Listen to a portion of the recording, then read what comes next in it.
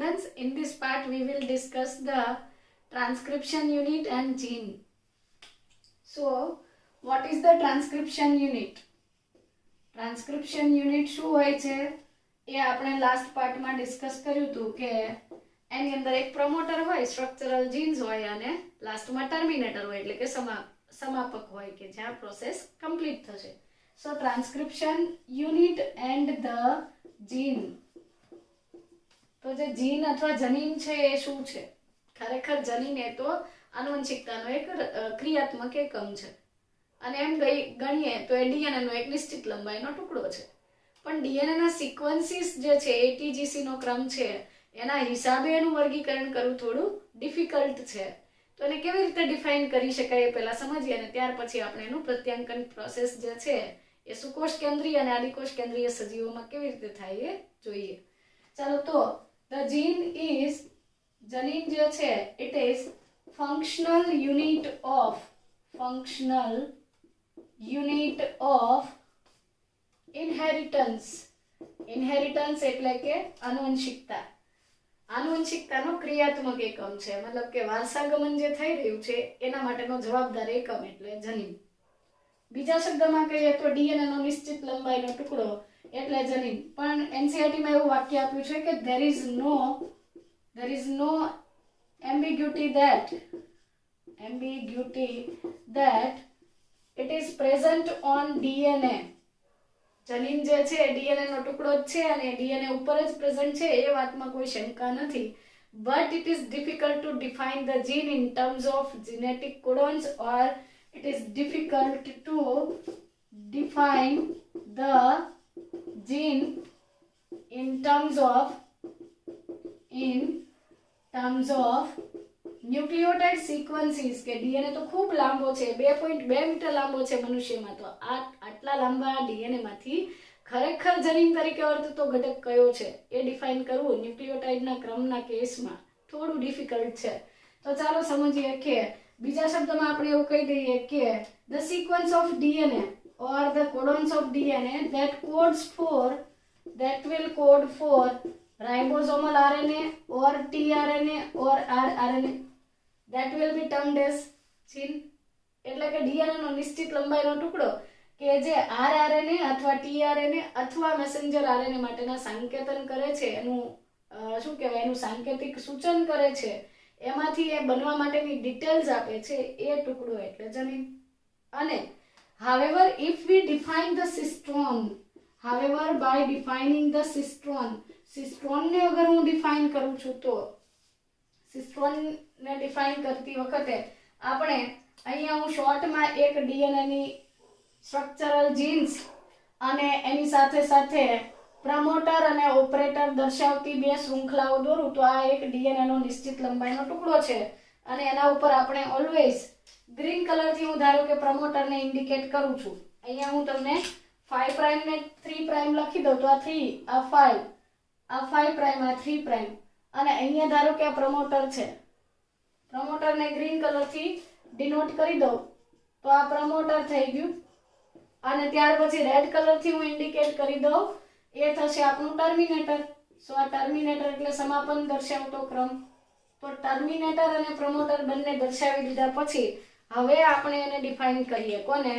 જનીન કોને કહીશું? સો if we define the cistron that will code for, which codes for polypeptide chain અથવા polypeptide શૃંખલા માટે, પોલીપેપ્ટાઇડ શૃંખલા જે છે પ્રોટીન બનવા માટેની પોલીપેપ્ટાઇડ શૃંખલાનું સંકેતન કરતો સ્ટ્રક્ચરલ જીનનો પાર્ટ એટલે કે આ જે બંધારણીય જનીન છે, આ બંધારણીય જનીનનો એવો હિસ્સો કે જે પોલીપેપ્ટાઇડ શૃંખલા બનવાની માહિતી ધરાવે છે એને કહેવાય છે સિસ્ટ્રોન.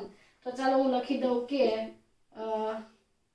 ટ્રાન્સક્રિપ્શન યુનિટમાં રહેલા, પ્રત્યાંકન એકમમાં રહેલા બંધારણીય જનીનનો એવો ક્રમ કે જે પ્રોટીન બનવાની અથવા પોલીપેપ્ટાઇડ શૃંખલા બનવા માટેની માહિતી ધરાવે છે તેને કહેવાય છે સિસ્ટ્રોન. અને અગર આપણે આને સિસ્ટ્રોન કહી દઈએ તો સિસ્ટ્રોનના બેસિસ ઉપરથી ફરી પાછા સજીવોની અંદર બે પ્રકારના બંધારણીય જનીનોના બે પ્રકાર થઈ જશે. So on the basis of cistron, the structural genes of transcription unit can be divided into two parts. So બંધારણીય જનીનો જે છે એના બે પાર્ટ્સ કયા થશે? મોનોસિસ્ટ્રોનિક એટલે કે એક જ સિસ્ટ્રોન ધરાવતો હોય એવો, અને પોલિસિસ્ટ્રોનિક. So monocystronic and polycystronic are the two parts of structural genes. આ સ્ટ્રક્ચરલ જીન જે છે, બંધારણીય જનીન જે છે એના બે પ્રકાર છે. એ સિસ્ટ્રોન તરીકે વર્તી અને પોલીપેપ્ટાઇડ અથવા તો પ્રોટીન બનવાની ડિટેલ્સ આપે છે.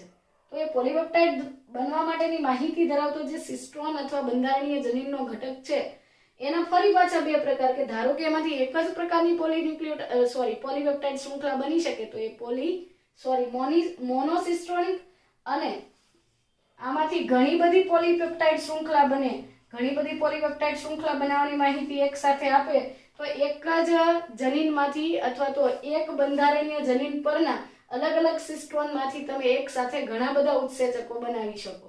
તો એ બેક્ટેરિયાની અંદર જનીન અભિવ્યક્તિના નિયમનમાં આપણે ડિસ્કસ કરીશું. પણ સુકોષ કેન્દ્રીય સજીવો, મોટા ભાગના યુકેરિયોટિક ઓર્ગેનિઝમ્સ જે છે, સુકોષ કેન્દ્રીય સજીવોનું જે સ્ટ્રક્ચરલ જનીન અથવા તો બંધારણીય જનીન છે, આ પ્રત્યાંકન એકમમાં રહેલું બંધારણીય જનીન સુકોષ કેન્દ્રીય સજીવોના કિસ્સામાં મોનોસિસ્ટ્રોનિક છે. એટલે કે એક બંધારણીય જનીન એક જ સિસ્ટ્રોન ધરાવે છે ને એમાંથી એક જ પ્રોટીન અથવા ઉત્સેચક બને છે. જ્યારે આદિકોષ કેન્દ્રીય એટલે કે પ્રોકાર્યોટ્સ જે છે, બેક્ટેરિયા જે છે, એના ટ્રાન્સક્રિપ્શન યુનિટમાં રહેલો સ્ટ્રક્ચરલ જીનનો જે સિસ્ટ્રોન છે પોલિસિસ્ટ્રોનિક હોય. એટલે કે એક જ આ ઓપેરોન જ્યારે બનશું ત્યારે આવશે કે એક જ સ્ટ્રક્ચરલ યુનિટ અથવા ટ્રાન્સક્રિપ્શન યુનિટમાંથી એ પોલિસિસ્ટ્રોનિક હોવાથી ઘણા બધા ઉત્સેચક એક સાથે બનાવી શકે છે. તો આ થઈ ગઈ મોનોસિસ્ટ્રોનિક આરએનએ અથવા મોનોસિસ્ટ્રોનિક બંધારણીય જનીનો છે સુકોષ કેન્દ્રીયમાં છે, અને પોલિસિસ્ટ્રોનિક બંધારણીય જનીનો જે છે એ આદિકોષ કેન્દ્રીય સજીવોની લાક્ષણિકતા છે.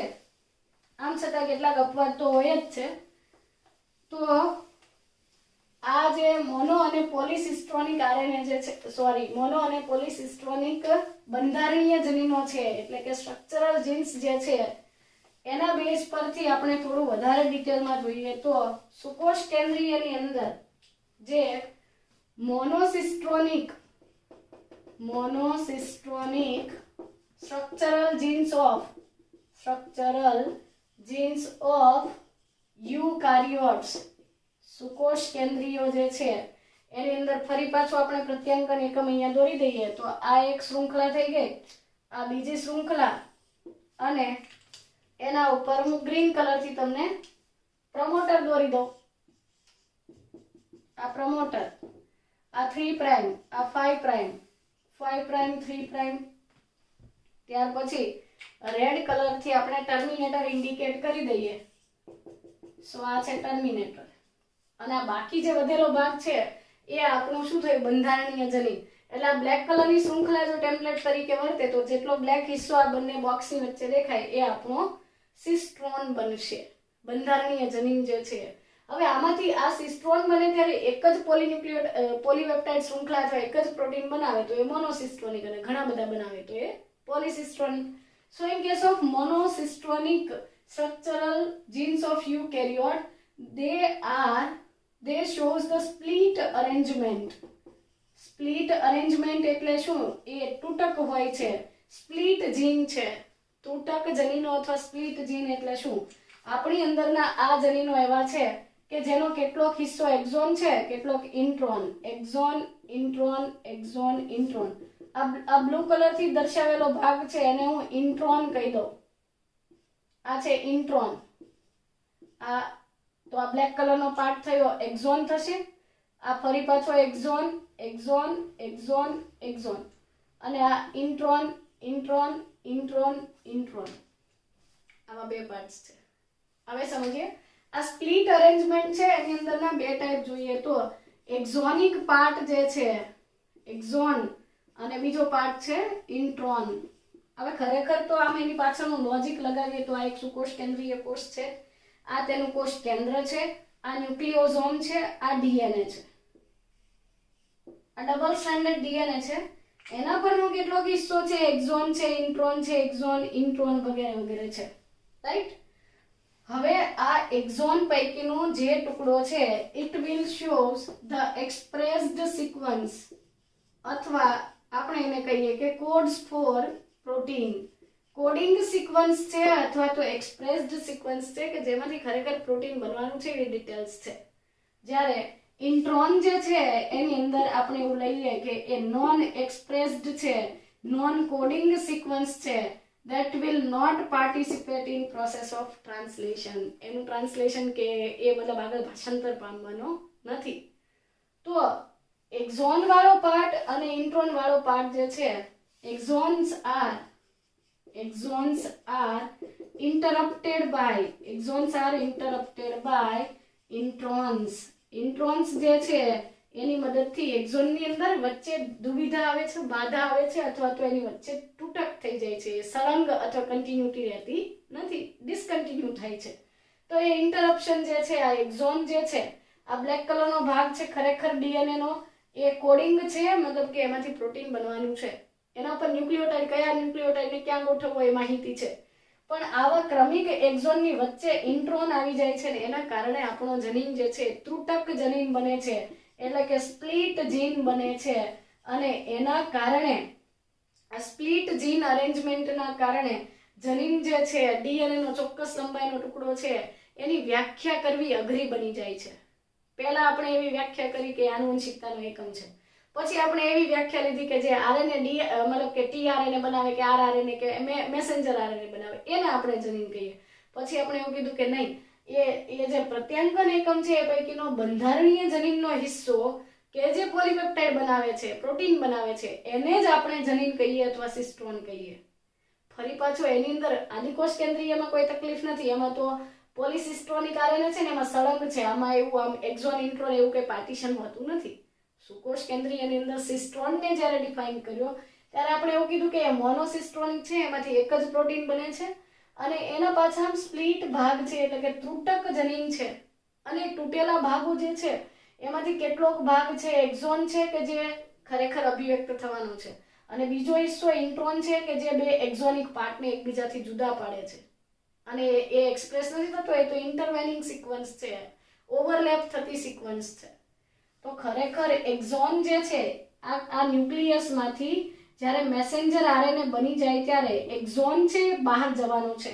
એક્ઝો એટલે બહાર અને એન્ડો એટલે અંદર, એક્ઝો એટલે બહાર અને ઇન્ટ્રો એટલે અંદર. તો એક્ઝોનિક પાર્ટ જે છે એવો હિસ્સો કે જે ભાષાંતર માટે બહાર જવાનો છે, જે ડીએનએ નો એવો હિસ્સો કે જેની માહિતી મેસેન્જર આરએનએ પર જઈને ભાષાંતર પામવા માટે બહાર કોષ કેન્દ્રની બહાર જવાની છે, એ હિસ્સાને આપણે કહીશું એક્ઝોનિક પાર્ટ.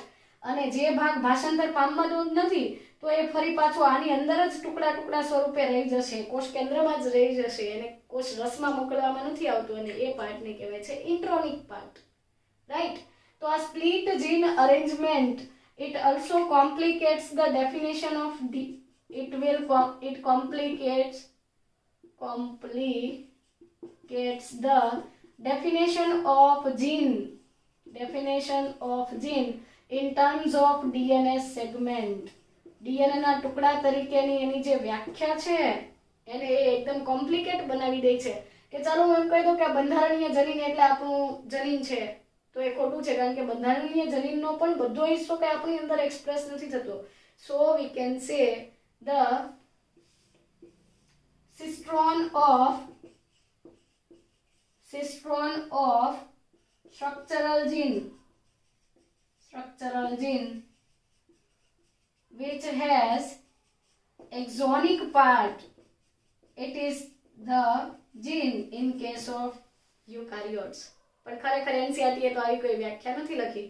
તો તમે ટૂંકમાં જનીનની વ્યાખ્યા એવી કરી શકો કે પ્રત્યાંકન એકમનો સિસ્ટ્રોનિક ભાગ અથવા બંધારણીય જનીન કે જેનો એક્ઝોનિક ભાગ છે એ જનીન તરીકે ખરેખર વર્તે છે. ફરીથી, પ્રત્યાંકન એકમનો બંધારણીય જનીન પરનો જે સિસ્ટ્રોનિક ભાગ છે અથવા તો જેને આપણે સિસ્ટ્રોન કહીએ છીએ, મોનોસિસ્ટ્રોન, એટલે કે જેમાંથી પ્રોટીન બનવાની માહિતી જવાની છે એ જ આપણું જનીન છે. એટલે ખરેખર તો સિસ્ટ્રોનની વ્યાખ્યા એવી જ થઈ કે આ બંધારણીય જનીનમાંથી જેટલો હિસ્સો પ્રોટીન બનાવવાની માહિતી આપે છે એને જ આપણે સિસ્ટ્રોન કહીએ. અને એ સિસ્ટ્રોનમાંથી એક પ્રોટીન બને તો મોનોસિસ્ટ્રોનિક અને બે બને તો બાયસિસ્ટ્રોનિક, ટ્રાયસિસ્ટ્રોનિક અથવા પોલીસિસ્ટ્રોનિક. તો આ થઈ ગઈ જનીનની વ્યાખ્યા કે એ નિશ્ચિત લંબાઈનો ટુકડો છે. સિક્વન્સના ફોર્મમાં જોઈએ તો એ આરઆરએનએ, ટીઆરએનએ વગેરે બનાવવા માટેની માહિતી આપે છે.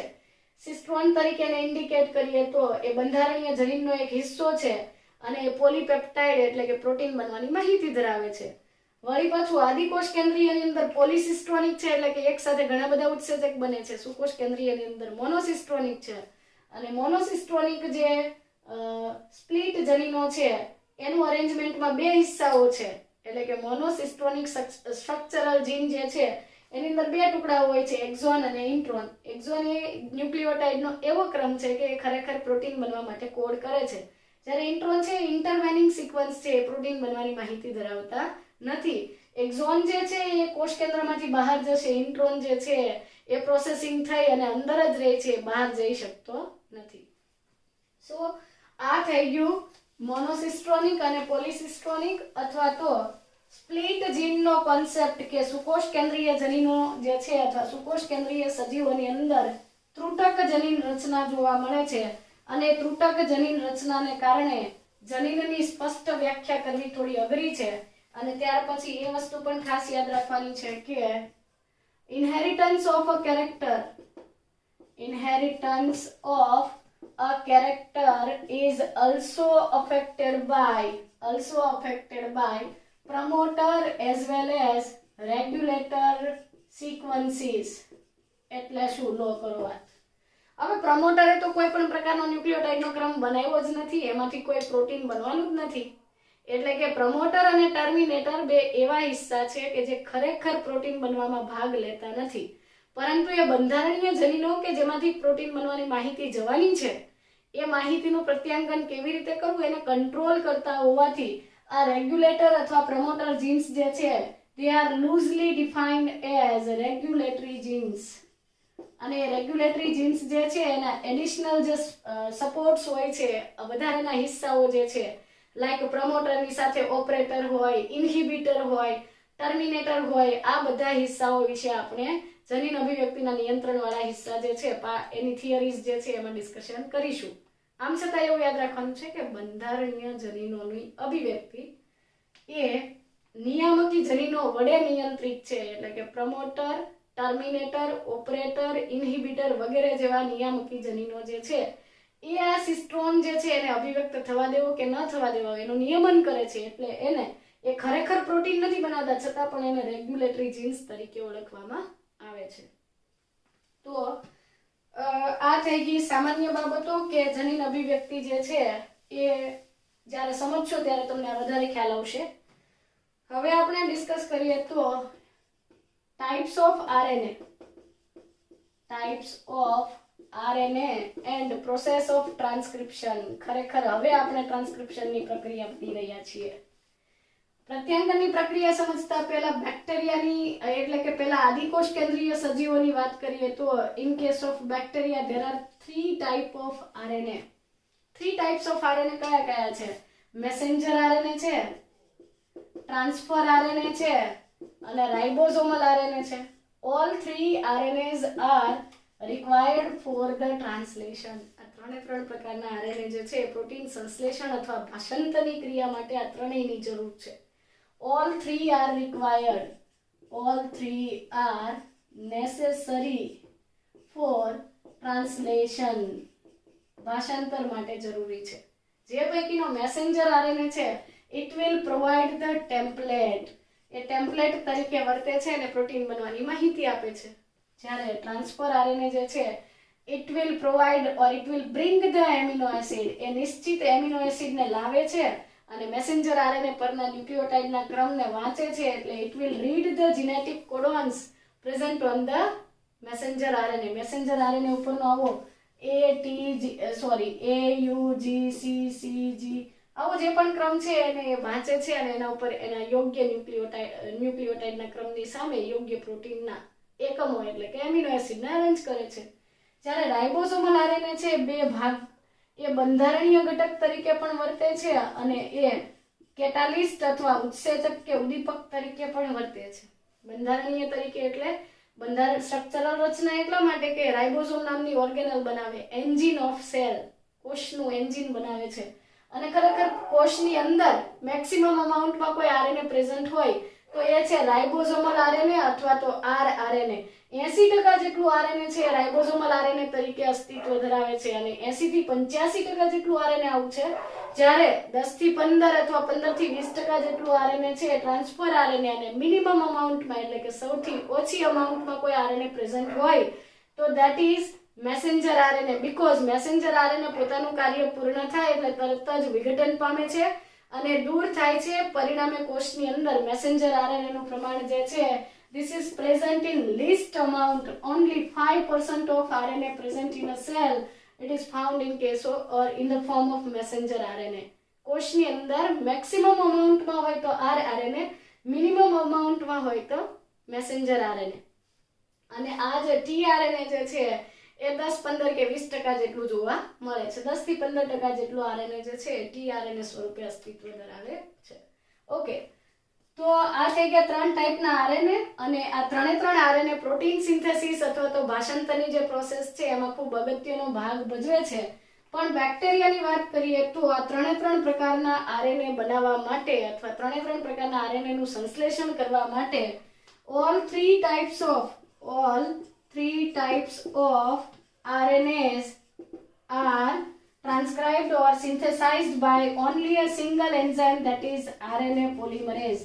આ એક જ ઉત્સેચક છે આરએનએ પોલિમરેઝ અને તેની મદદથી આ ત્રણે ઉત્સેચકો જે છે નિર્માણ પામશે.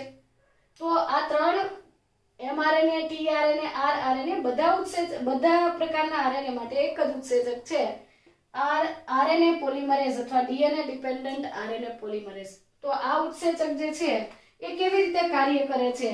it will bind to the promoter સાથે જોડાય છે અને એના લીધે પ્રત્યાંકન અથવા ટ્રાન્સક્રિપ્શનની પ્રોસેસ જે છે that will begin, એટલે કે પ્રત્યાંકનની પ્રક્રિયા શરૂ થાય અને એને આપણે કહીએ છીએ ટ્રાન્સક્રિપ્શનની ઇનિશિએશનની ઘટના. ઇનિશિએટ થવું એટલે શરૂઆત થવી, પ્રારંભ થવો. સો ઇનિશિએશન થાય છે. ત્યાર પછી આપણે એ વસ્તુ ખાસ યાદ રાખવાની છે કે it will use the nucleoside triphosphates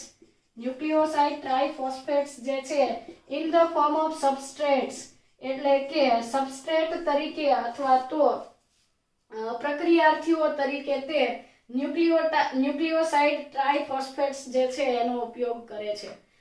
like nucleoside triphosphate એટલે એટીપી, જીટીપી, ટીટીપી તો નહીં આવે, યુટીપી યુરિડિન ટ્રાઇફોસ્ફેટ અને સીટીપી સાઇટિડિન ટ્રાઇફોસ્ફેટ. તો એડેનિન, થાઇમિન, ગ્વાનિન, સાઇટોસિન એનાથી બનતા જે ન્યુક્લિયોટાઇડ છે ને ટ્રાઇફોસ્ફેટ ને સબસ્ટ્રેટ તરીકે ઉપયોગમાં લે છે. And it will follow the rule of complementarity એટલે શું? પૂરકતાનો નિયમ. કે એડેનિનની સામે યુરેસિલ ગોઠવવો, થાઇમિનની સામે એડેનિન ગોઠવવો, ગ્વાનિનની સામે સાઇટોસિન ગોઠવવો, સાઇટોસિનની સામે ગ્વાનિન ગોઠવે છે. આ રીતે તે કોમ્પ્લિમેન્ટરી ન્યુક્લિયોટાઇડ્સને અરેન્જ કરી અને નવો મેસેન્જર આરએનએ જે છે એ આરએનએ પોલિમરેઝ ઉત્સેચકથી બનવાનું શરૂ થાય છે.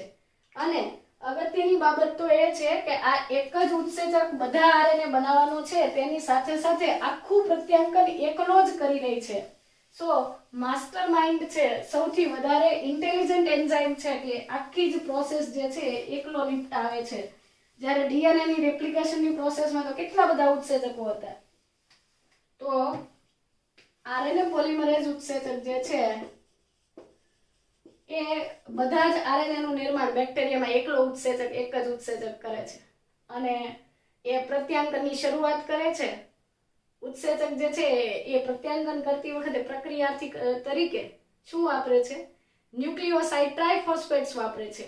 પૂરકતાના નિયમને અનુસરે છે અને it has the ability that somehow it can open the DNA helix. DNA નું કુંતલ જે છે જેમાં DNA ની ન્યુક્લિયોટાઇડ્સ વચ્ચે હાઇડ્રોજન બોન્ડ છે એને તોડે છે. So it will open the DNA helix and it will bind to the promoter સાથે જોડાઈ અને પ્રત્યાંકનની પ્રોસેસને ચાલુ કરે છે. So આ એની અગત્યની લાક્ષણિકતા છે. જ્યારે ડીએનએ ના રેપ્લિકેશનમાં હેલિકેઝ, ગાયરેઝ, ટોપોઆઇસોમરેઝ વગેરે ઉત્સેચકો આપણે ભણ્યા હતા. આમાં એવું નથી. આ આરએનએ પોલિમરેઝ હેલિક્સને ખુલ્લું પણ કરે છે, શરૂઆત પણ એ કરે છે, પ્રલંબન પણ એ જ કરે, સમાપ્તિ પણ એ કરે છે. સો બધા કાર્ય એક જ ઉત્સેચક કરી લે છે. આમ આરએનએ પોલિમરેઝ જે છે એ ખૂબ જ અગત્યનો ઘટક છે. એટલું જ નહીં, ધારો કે આ હિસ્સાનું આપણે પ્રત્યાંકન સમજતા હોઈએ અને તેમાંથી પ્રત્યાંકન થતી વખતે આ પ્રમોટર છે ને ટર્મિનેટર છે, તો અહીંયા ઉત્સેચક જોડાયેલો હોય ને તો આરએનએ, ધારો કે આ ડીએનએ માંથી આરએનએ બની રહ્યો છે, તો આરએનએ નો તો ખાલી થોડો જ હિસ્સો જે છે એ તે ઉત્સેચક સાથે જોડાયેલો રહે છે. બાકીનો આરએનએ તો કેવો રહે છે? બાકીનો આરએનએ તો મુક્ત જ રહે છે. પાછળ બનતો આરએનએ છે એ છૂટો પડતો જાય, વળી પાછો આ અહીંયા આવી જાય છે, તો બાકીનું આરએનએ જે છે એ તેની સાથે જોડાતું નથી. સો એનસીઈઆરટી માં એવું લખ્યું છે કે only a small stretch of RNA is attached to the RNA polymerase enzyme. ઉત્સેચક જે છે RNA polymerase તેની સાથે તો ફક્ત RNA નો એક નાનકડો હિસ્સો જ જોડાયેલો રહે છે. સમગ્ર RNA જે છે એ તેની સાથે ઉત્સેચક સાથે જોડાય છે એવું બનતું નથી. ઓકે, તો આ સામાન્ય બાબત થઈ ગઈ. હવે આરએનએ પોલિમરેઝ ઉત્સેચક જે છે એ એકવાર ઇનિશિએશન કરે છે, ત્યાર પછી પૂરકતાના ક્રમને અનુસરીને એટીજીસી નો ક્રમ છે તો એડેનિનની સામે uracil, guanine, cytosine, uracil, guanine, cytosine વગેરે ક્રમ ઉમેરતો ન્યુક્લિયોટાઇડ ઉમેરીને એ પ્રત્યાંકનની પ્રક્રિયા જે છે ને આગળ વધારે. જ્યારે ટર્મિનેટરની નજીક પહોંચે છે ત્યારે એ ટર્મિનેટરની નજીક પહોંચતા એ છૂટો પડે છે અને પ્રત્યાંકન સમાપ્ત થાય છે અને ત્યાર પછી આરએનએ પણ છૂટો પડી જાય છે. સો પ્રત્યાંકનની પ્રોસેસ જે છે that is divided into 3 steps: initiation, elongation and termination. Initiation, elongation and termination. Initiation એટલે પ્રારંભ થવો, elongation એટલે શું? પ્રોસેસ આગળ વધવી એટલે કે પ્રલંબન, અને સમાપ્તિ. આ ત્રણે સ્ટેપ છે. પ્રશ્ન એ છે કે આરએનએ પોલિમરેઝ 1 અથવા આરએનએ પોલિમરેઝ નામનો એક જ ઉત્સેચક આ ત્રણે સ્ટેપ કેવી રીતે કરતો હશે? ખરેખર તો આરએનએ પોલિમરેઝ ઉત્સેચક જે છે it can only carry out the elongation. એકલો આરએનએ પોલિમરેઝ ઉત્સેચક ફક્ત elongation કરી શકે છે, પરંતુ પ્રારંભ અને ટર્મિનેશન કરવા માટે એ બીજાની સહાયતાની જરૂર એને પડે છે. આરએનએ પોલિમરેઝ સાથે જ્યારે સિગ્મા ફેક્ટર અથવા સિગ્મા ઘટક જોડાય છે, સિગ્મા ફેક્ટરને ઇનિશિએશન ફેક્ટર કહેવાય છે, એ પ્રોસેસને સ્ટાર્ટ કરાવે છે. એટલે ધારો કે આ આરએનએ પોલિમરેઝ નામનો એન્ઝાઇમ છે, આ આરએનએ પોલિમરેઝ નામનો ઉત્સેચક છે, તો તેની સાથે સિગ્મા ફેક્ટર જોડાય છે ત્યારે પ્રોસેસને સ્ટાર્ટ કરે છે. જેવું ઇનિશિએશન થઈ ગયું, મતલબ કે પહેલા ન્યુક્લિયોટાઇડ 1-2 ઉમેરાઈ ગયા એટલે તરત જ પછી સિગ્મા ફેક્ટર દૂર થઈ જાય ને પ્રલંબન તો એ એકલો જ કરી લે છે. સો પ્રલંબન માટે એને કોઈની હેલ્પની જરૂર નથી. જ્યારે ટર્મિનેશનની પ્રોસેસની જરૂર પડે એટલે ફરી પાછું ટર્મિનેટર વાળો ભાગ આવે છે ત્યારે એ પ્રોસેસ માટે આરએનએ પોલિમરેઝ સાથે રો ફેક્ટર અથવા સમાપ્તિ પ્રેરક ઘટક જોડાય છે. એના રો ફેક્ટરની મદદથી આરએનએ પોલિમરેઝ ઉત્સેચક જે છે એ સમાપ્તિ સ્થાન પાસેથી આ ટેમ્પલેટ શૃંખલાને છોડી અને દૂર થાય છે અને તેની સાથે જ આ પ્રત્યાંકનની પ્રોસેસ પૂરી થઈ જાય છે.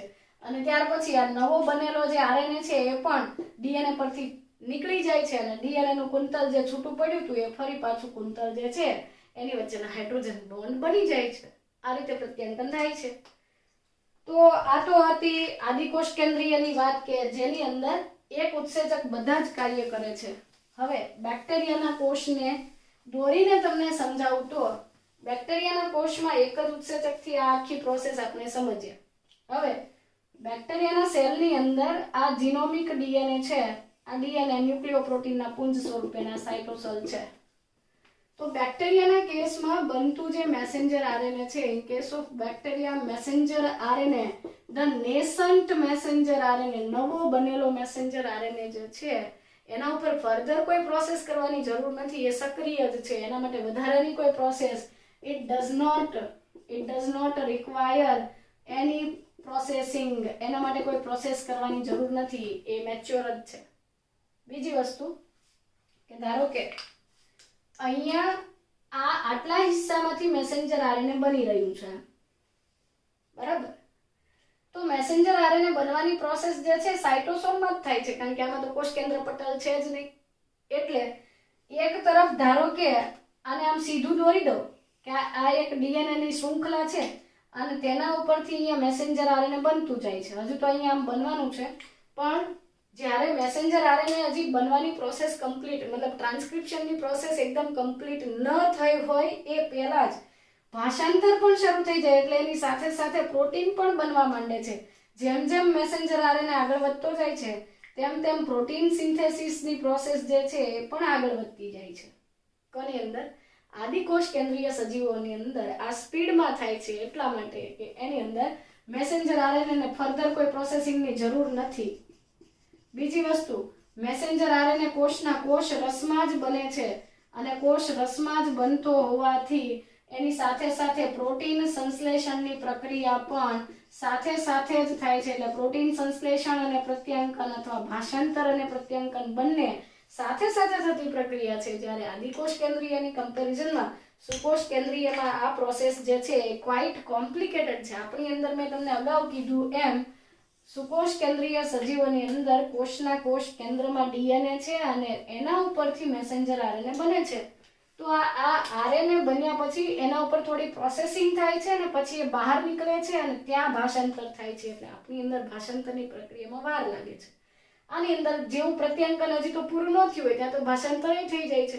ઘણીવાર તો એવું બને કે પ્રત્યાંકન પૂરું થવાના થોડા જ ટાઈમમાં ભાષાંતર પણ કમ્પ્લીટ થઈ જાય.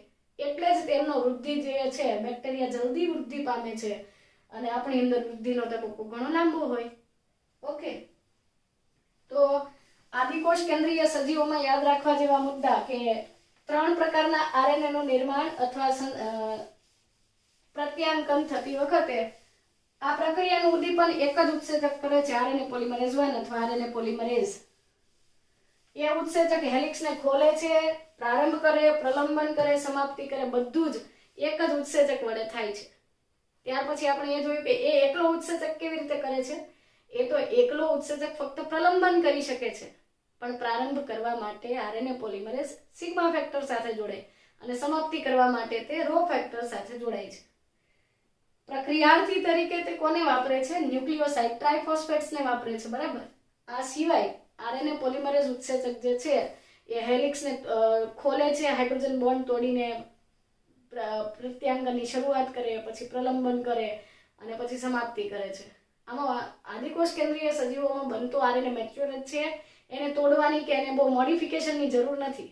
એટલે ફર્ધર એ સાથે સાથે જ એની અંદર શું થયું કે પ્રત્યાંકન થતું હોય એની પાછળ જ ભાષાંતર એટલે કે ટ્રાન્સલેશન ચાલુ થઈ જાય છે, કારણ કે એમાં કોષ કેન્દ્રને કઈ આમ કોષ રસથી છૂટી પાડતી કોઈ બાઉન્ડ્રી હોતી નથી.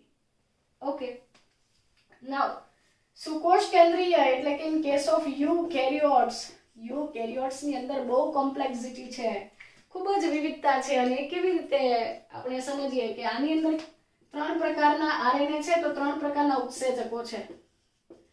RNA polymerase 1, RNA polymerase 2, RNA polymerase 3. સો 3 ટાઈપના એન્ઝાઇમ્સ જે છે એ જરૂરી છે. ચાલો સમજીએ. આરએનએ પોલિમરેઝ 1 શું કરે છે? એ રાઇબોસોમલ આરએનએ બનાવે છે. સુકોષ કેન્દ્રીય સજીવોમાં 28S rRNA, 18S rRNA અને 5.8S rRNA જે છે તેનું નિર્માણ આ આરએનએ પોલિમરેઝ 1 કરે છે. જ્યારે બીજો ઉત્સેચક આરએનએ પોલિમરેઝ 2 જે છે એ હેટરોજીનિયસ ન્યુક્લિયર આરએનએ કે જેમાંથી મેસેન્જર આરએનએ બનવાનો છે એ આરએનએ નું નિર્માણ આરએનએ પોલિમરેઝ 2 કરે છે. જ્યારે આરએનએ પોલિમરેઝ 3 સ્મોલ ટાઈની નાના કદના જે આરએનએ છે બનાવે છે, ખાસ કરીને ટ્રાન્સફર આરએનએ, સોલ્યુબલ આરએનએ. આ ટીઆરએનએ બને છે સ્મોલ ન્યુક્લિયર આરએનએ અને 5S rRNA જે છે તેનું નિર્માણ પણ અહીંયા લખું 5S rRNA નું નિર્માણ પણ 5S rRNA. આ બધા નાના કદના આરએનએ જે છે તેનું નિર્માણ આરએનએ પોલિમરેઝ 3 કરે છે. ફરીથી આરએનએ પોલિમરેઝ 1 રાઇબોસોમ સાથે સંકળાયેલો છે અને એ 28S rRNA, 18S rRNA, 5.8S rRNA બનાવે છે. RNA પોલિમરેઝ 2 છે મેસેન્જર RNA નો પ્રિકર્સર, એની પહેલાનો એનો પુરોગામી RNA એટલે કે હેટ્રોજીનિયસ ન્યુક્લિયર RNA બનાવે. અને 3 જે છે નાના કદના RNA એટલે કે tRNA, સ્મોલ ન્યુક્લિયર RNA અને 5S rRNA બનાવે છે. આ ત્રણ અલગ અલગ ઉત્સેચકોની મદદથી સુકોષ કેન્દ્રીય સજીવોની અંદર ટ્રાન્સક્રિપ્શનની પ્રોસેસ જે છે એ થશે.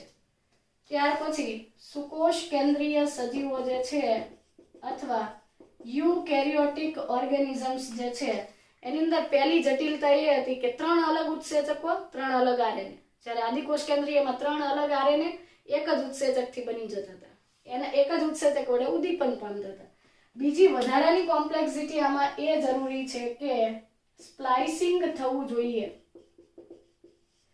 ચાલો તો ધારો કે આ એક ડબલ સ્ટ્રાન્ડેડ ડીએનએ છે અને આ ડબલ સ્ટ્રાન્ડેડ ડીએનએ પરથી આ એક આરએનએ બનીને બહાર નીકળ્યો છે હું કહું તો આ મેસેન્જર આરએનએ છે, પરંતુ એ સ્પ્લિટ જીન છે. આની ઉપર જ તૂટક હતું, કેટલોક ભાગ એક્ઝોન હતો, કેટલોક ભાગ ઇન્ટ્રોન હતો.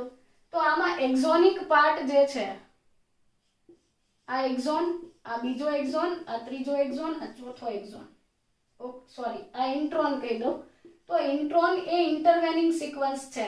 એને કોષના કેન્દ્રમાંથી આ ડીએનએ પરથી આરએનએ બન્યું છે. આ બનેલો આરએનએ જે છે એ આમ તૂટક બન્યું છે, બરાબર. હવે આ જે બ્લેક કલરનો ભાગ છે એ ઇન્ટ્રોન છે, એટલે હું અહીંયા લખી દઉં આ એક ઇન્ટ્રોન, આ બીજું ઇન્ટ્રોન, ત્રીજું અને ચોથું. તો ઇન્ટ્રોન છે પ્રોટીન બનવા માટેની એની અંદર કોઈ ડિટેલ્સ જ નથી. તો સ્પ્લાઇસિંગ થવા માટે સ્મોલ ન્યુક્લિયર રિબોન્યુક્લિયોપ્રોટીન્સ અથવા સ્નપ્સ, સ્મોલ ન્યુક્લિયો રાઇબોન્યુક્લિયોપ્રોટીન્સ, સ્મોલ ન્યુક્લિયો રાઇબોન્યુક્લિયોપ્રોટીન્સ નામનું એક પ્રોટીનનું કોમ્પ્લેક્સ છે જે બાકીના અન્ય પ્રોટીન સાથે જોડાઈને it will create a splesiosome or we can say splisiosome. સ્પ્લિસિયોઝોમ અથવા સ્પ્લાઇસોઝોમ બનાવે છે. આ સ્પ્લાઇસોઝોમ નામની રચના સ્પ્લાઇસિંગ કરે છે. સ્પ્લાઇસિંગ કરવું એટલે તોડવું. ઓકે, એટલે અહીંયા એ આ સ્પ્લિસિયોઝોમ કોમ્પ્લેક્સ આની સાથે અટેચ થવાથી શું થશે કે આ જે ઇન્ટ્રોન વાળા ઘટકો છે એને આવી રીતે હું દર્શાવી દઉં કે આ એક ઇન્ટ્રોન, આ એક્ઝોન, આ ઇન્ટ્રોન, આ એક્ઝોન, આ ઇન્ટ્રોન, આ એક્ઝોન, ઇન્ટ્રોન. આ રીતે ઇન્ટ્રોનિક પાર્ટ જે છે એ આ પાર્ટ જે છે આ ઇન્ટ્રોનિક પાર્ટ જે છે એને હું આ બ્લેક કલર થી ડિનોટ કરી દઉં તો આ ઇન્ટ્રોનિક પાર્ટ જે છે અહીંયાથી છૂટો પડી જશે. એટલે આ થઈ ગયું આપણું ઇન્ટ્રોન, ઇન્ટ્રોન, ઇન્ટ્રોન. ઇન્ટ્રોન નીકળી ગયો. હવે બાકી વધ્યો કેવો? બાકી વધ્યો આ એક્ઝોનિક ટુકડો, આ બીજો એક્ઝોનિક ટુકડો, આ ત્રીજો એક્ઝોનિક ટુકડો, આ ચોથો. પછી આ ટુકડા એકબીજા સાથે જોડાઈ જાય અને સળંગ એક્ઝોનિક આરએનએ બને. રાઈટ, આ થઈ ગયો આપણો એક્ઝોનિક RNA. So removal of intron is known as splicing. Splicing માં મુખ્ય ઘટના એ જ ઘટે છે કે removal of introns, intervening sequence that does not code for any protein. કોઈ પ્રોટીનની માહિતી નથી ધરાવતું તો એવી જે ઇન્ટ્રોન જે છે એની શૃંખલાને કાઢવામાં આવે છે અને સ્પ્લિસિયોઝોમ કોમ્પ્લેક્સ થી એ નીકળી જાય છે. નીકળી ગયા પછી જે વધ્યો એ હેટ્રોજીનિયસ ન્યુક્લિયર આરએનએ નથી, આ હેટ્રોજીનિયસ હતો. Heterogeneous nuclear RNA exon, intron, exon, intron. આ એક્ઝોનિક ઇન્ટ્રોનિક નું મિક્સચર હતું, એને આપણે કીધું હેટ્રોજીનિયસ ન્યુક્લિયર આરએનએ. ત્યાર પછી આપણે સ્પ્લાઇસિંગ અથવા સ્પ્લિસિંગ કરીને ઇન્ટ્રોનિક આરએનએ ને દૂર કર્યો. ઇન્ટ્રોન જે છે એને કોષના કેન્દ્રમાં જ રહેવા દીધા અને હેટ્રોજીનિયસ ન્યુક્લિયર આરએનએ જે છે આ રીતે આ અભિવ્યક્ત થઈ શકે એવો હેટ્રોજીનિયસ ન્યુક્લિયર આરએનએ રેડી થયો. હજુ પણ એની અંદર વધારે કોમ્પ્લેક્સિટીની જરૂર છે. ધારો કે આ એનું 5 પ્રાઇમ છે અને આ તેનું 3 પ્રાઇમ છે, તો બે ઘટના ઘટે છે. 5 પ્રાઇમ પર ત્રીજું સ્ટેપ એ બને છે કે કેપિંગ થશે. કેપિંગ થવું એટલે કેપ બનવી. કેપ ક્યાં બને છે? 5 પ્રાઇમ પર. 5 પ્રાઇમ પર કેપ બને છે, જેમાં મિથાઇલ ગ્વાનોસાઇન ટ્રાઇફોસ્ફેટ, મિથાઇલ જૂથ ધરાવતો ગ્વાનોસાઇન ટ્રાઇફોસ્ફેટ, 7 મિથાઇલ ગ્વાનોસાઇન ટ્રાઇફોસ્ફેટના ઘટકો જીપીપી જીપીપી જીપીપી. આ ગ્વાનોસાઇન ટ્રાઇફોસ્ફેટ જ્યારે એના 5th પ્રાઇમ પર ગોઠવાઈ જાય ત્યારે એને કહેવાય કે કેપિંગ થયું. સો 7 મિથાઇલ ગ્વાનોસાઇન ટ્રાઇફોસ્ફેટ જે છે એ બની જાય એટલે કેપિંગ થાય છે. અને બસ પછી કેપિંગ થઈ ગયા પછી ફરી પાછું દોરીએ તો કેપિંગ થયા પછી જે બાકી વધેલો આ હેટ્રોજીનિયસ ન્યુક્લિયર આરએનએ નો હિસ્સો છે એની અંદર થશે ટેલિંગ. ટેલિંગ થશે એટલે કે પૂંછડી બનશે. સો ટેલિંગ બનવા માટે અહીંયા પોલીએડેનાઇલ ટેલ એ